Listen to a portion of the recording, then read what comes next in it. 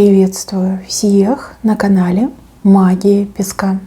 Мои дорогие любимые зрители, меня зовут Ольга, и сегодня для вас я сделаю отсыпочку на такую тему.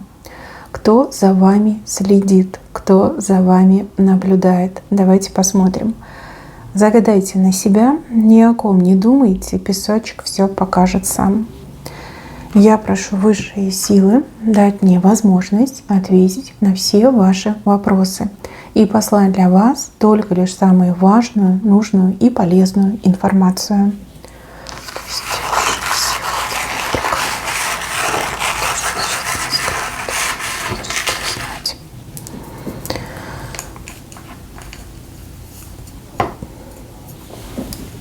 Слушайте, аж прям присмотреться надо.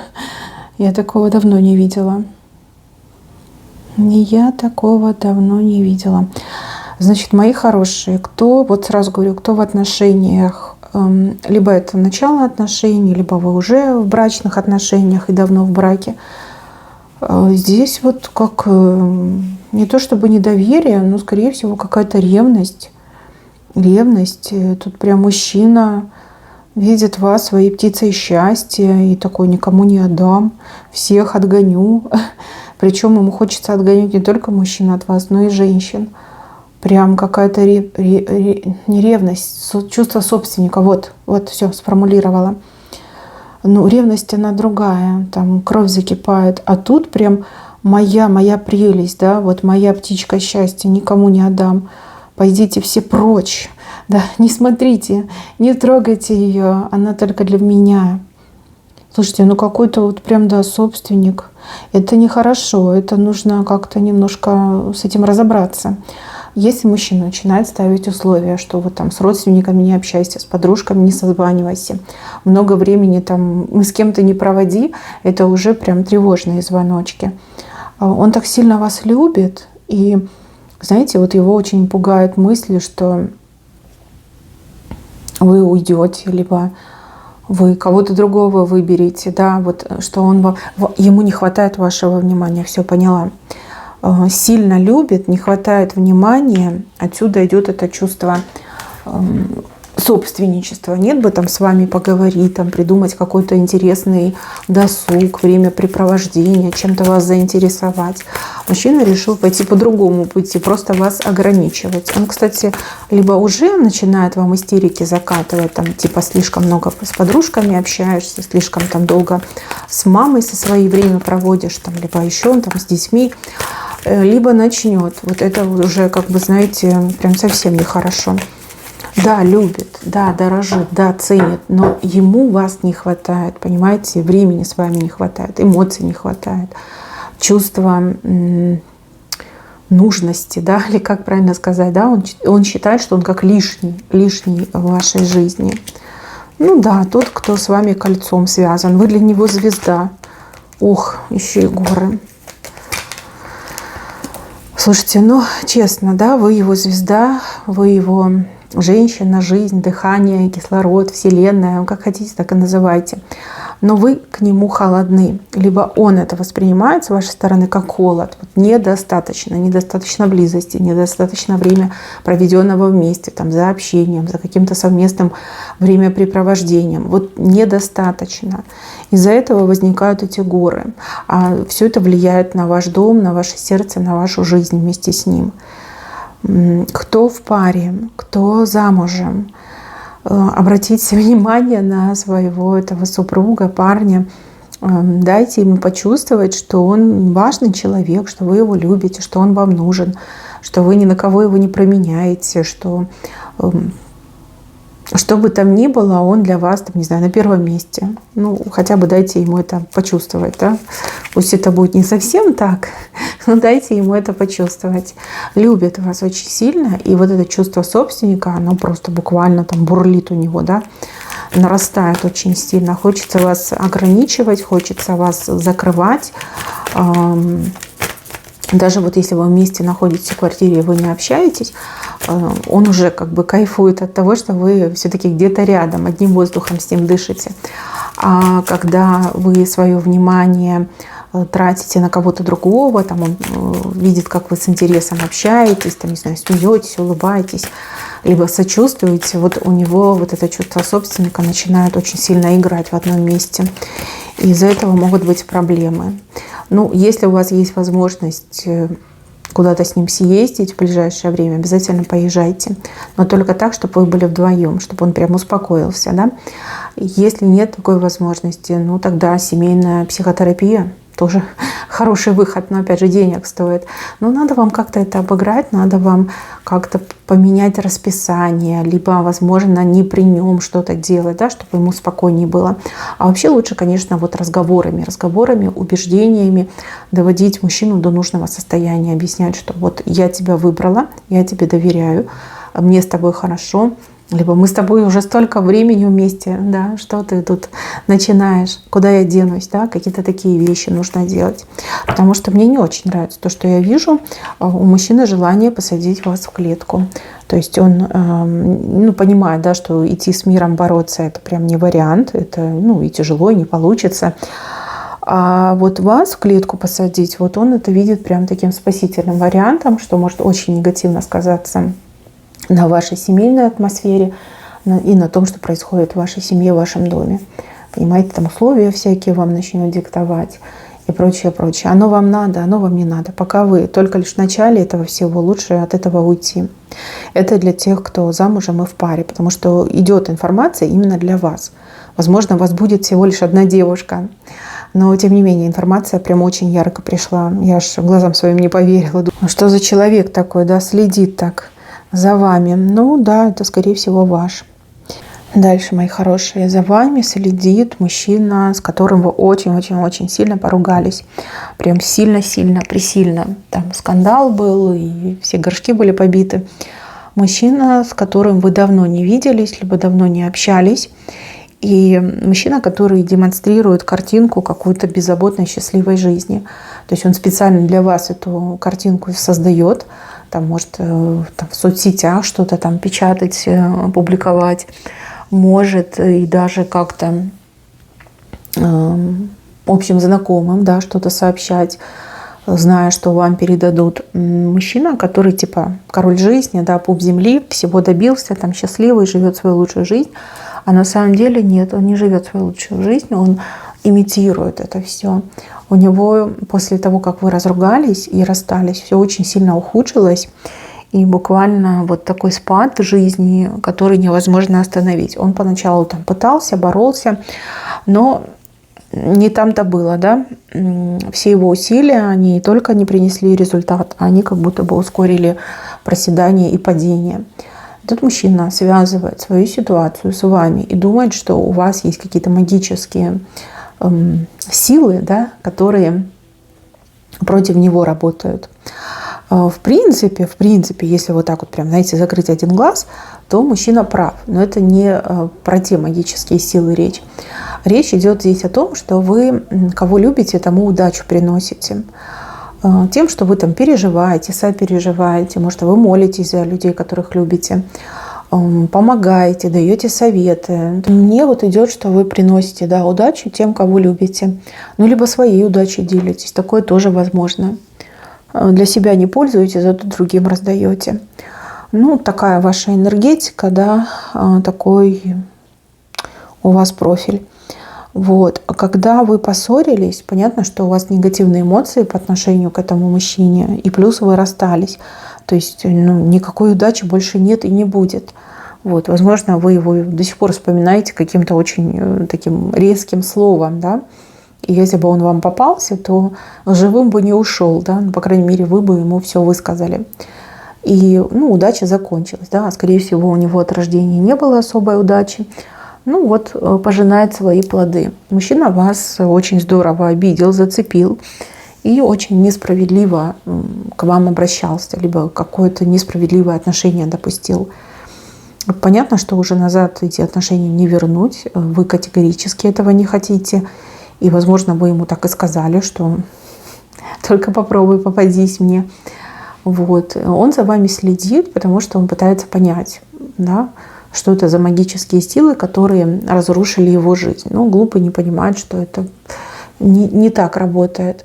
И плюс еще я вижу, что он очень надеется, что у вас тоже в жизни все плохо будет. Может быть, он обращался к каким-то там горе-мастерам, которые ему обещали вернуть его удачу, ну и типа на вас перекинуть несчастье. Такое тоже может быть. Следить он может за вами через общих знакомых и также через соцсети. Ну, допустим, там под каким-то левым аккаунтом, либо, может быть, кто-то из приятелей дает ему свой аккаунт попользоваться, да, зайти там посмотреть, что у вас как там. Ну, слежка идет. Он себя накручивает, убеждая, что все его неудачи это типа из-за вас. На самом деле его неудачи это из-за него. Вы же дарили ему удачу, вы же дарили ему тепло. Благодаря вашей любви этот мужчина прям, да, и на ноги встал, и оперился. Ну, вот честно, не знаю, как вас, конечно, угораздило с ним связаться, потому что, судя по всему, он человек глупый, недалекий, ограниченный. Нет бы сказать спасибо за ту удачу, которую вы давали, за ту любовь, которой вы его поощряли, да. Нет, он придумывает себе всякие небылицы, в которые ему хочется верить. Ну, понятно, не хочется верить, что я плохой, хочется верить, что я хороший, но у меня удачу украли. Ну, я вижу, что этот мужчина, он плохо кончит, и он уже вышел на эту тропинку, которая ведет просто в никуда. Если бы он был нормальный, он бы, ну, немножко абстрагировался, посмотрел бы со стороны, он бы раскаялся, он бы хотя бы попробовал, да, принести свои извинения. Даже если вы бы там и не простили, все равно сам вот этот факт, что я осознал, я признаю, мне очень, ну, плохо, да, ты можешь меня не простить, но все равно я прощения прошу, да, вот это бы все равно как-то облегчило его участь, облегчило его ситуацию. А сейчас получается, что он пытается, значит, с одной стороны показать, что он успешный успех, а на самом деле зад голый. И плюс он еще винит вас, что типа по вашей вине вот у него так все плохо в жизни. Ждет, пока же и вам станет плохо. Ну, глупость. Глупости это все, и это ненормально. Слава Богу, что вы не вместе, и не жалеете, и вообще не думайте, не вспоминайте. Будет за вами следить, вот пока живет, будет следить. И всегда ему будет интересно, где вы, что вы, с кем вы. А если он вас еще увидит с другим мужчиной, все, у него там разрыв причинного места случится со всеми вытекающими. То есть он это просто не переживет физически. Так, еще вижу, что за вами следят, вот связано с вашей работой. И там разные глаза, разных цветов глаза. Там и женские, и мужские, и карие, и какие-то светлые, то ли серые, то ли голубые, непонятные. Либо, если вы работаете в коллективе, то ваши коллеги прям подслеживают, крысятничают. Может, у вас там принято тогда друг друга закладывать. А может, очень такой токсичный коллективчик собрался, и каждый пытается друг друга подсидеть, там, выжить, например. Если вы работаете сами на себя, то 100% конкуренты следят. Вот следят и день, и ночь, потому что вы достаточно успешный человек. Вы, ну вот со стороны выглядит, что вам прям все легко дается, да. И, возможно, люди подозревают, что вы пользуетесь какими-то нечестными методами. Либо вы что-то такое знаете, что дает вам путь к этому успеху. Вот. И они же тоже хотят быть успешными, да. Ну, все равно, что у них там товар плохой, либо качество услуг хромает. Но хочется же быть успешным. Если вы можете, то и они могут, да. И могут прям, да, следить. Даже могут подсылать к вам каких-то своих людей, которые там покупают у вас образцы, либо получают ваши услуги, потом, значит, в подробностях рассказывают. Могут даже это узнавать, какими там марками вы пользуетесь, брендами, как сам процесс проходит и прочее, прочее, да, задавать вам там 1000 вопросов, либо даже фотографировать какие-то моменты. Ну, а если на работе, то явно какие-то токсики, и явно коллектив нездоровый, и явно хотят все выслужиться и считают, что мы не коллектив, мы не команда, а мы наоборот, да, каждый сам за себя и типа выживает сильнейший. Также может быть еще и слежка по просьбе начальства. Если, например, вы, ну, скажем так, выделяетесь из общей массы, то есть вы профессиональны, вы аккуратны, вы чистоплотны, вы образованные, вы, опять же, реализованы, успешны, то начальство тоже может побаиваться и ну, просить, там, например, других коллег, чтобы за вами присмотрели, чтобы собрали там, не знаю, компромат какой-то, да, на вас. То есть такое тоже может быть.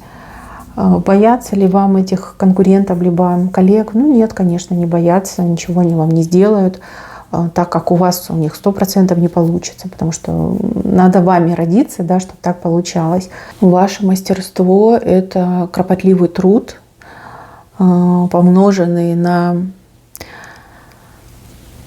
умение обучаться, желание расти и желание быть профессионалом. Да? Вот все, что вы делаете, то, чего вы достигли, далось вам нелегко. Вы кропотливо прям сидели, старались, учились, обучались, развивались. Поэтому ну, такой путь, как вы, там вряд ли кто-то сможет пройти. Ну, люди слабые, да, люди скажут: ой, нет, тяжело, не буду, не хочу. Вы же не скрываете, как вы добились своего успеха. Да? Нет такого, чтобы ой, нет, не скажу, это тайна. Нет, вы могли рассказывать, вы могли делиться, вы даже могли советовать, с чего начать, либо как поступить. Но люди хотят верить в какие-то чудеса, люди хотят верить, что вот вам там за красивые глаза все это дано, либо вы какими-то там технологиями пользуетесь, да, и поэтому у вас лучше, а у них хуже получается. Ну, опять же, зависть никто не отменял. А зависть, она повсеместна. Вот прям повсеместно. Тут родные люди могут завидовать. Что уже говорить про чужих людей, да? То есть зависть тоже может быть. Но вы личность яркая, понятно, что за вами следить будут. Тусклые личности никому не интересны. Они никому не нужны, никто не интересуется их делами. А вот такие яркие личности, как вы, они всем интересны. Ну, вас можно сравнить со звездой, да? Вы звезда там, где вы живете, там, где вы работаете, да? Вы там звезда. Так, и еще про женщину хочу вам сказать. Есть некая женщина, которая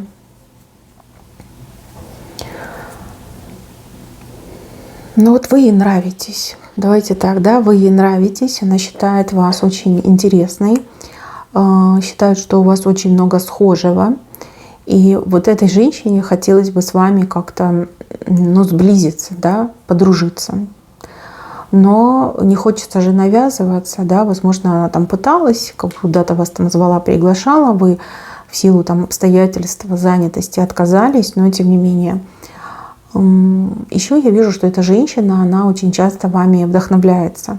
Ну вот в плане там, что сейчас носят, в какой цвет сейчас принято окрашиваться, да, какой макияж. То есть она на вас смотрит такая, думает, блин, она такая стильная, она такая модная, да. Вот хорошо бы было с ней подружиться. Вот. Ну, пока вы не дружите, она просто, грубо говоря, вами вдохновляется и может и одежду такую же, какой у вас, покупать, и макияж такой наносить, и даже стрижку под вас делать. Да? Ну, понятно, что на ней это по-другому выглядит, но тем не менее. Я не вижу у нее злого умысла, я вижу у нее восхищение вами. Да? Хоть она и женщина, казалось бы, там между женщинами соперничество должно быть, но тут такого нет. Здесь именно хочется быть, как вы, такой же стильной, такой же яркой, при этом сдержанной. Знаете, вот ярко сдержанная.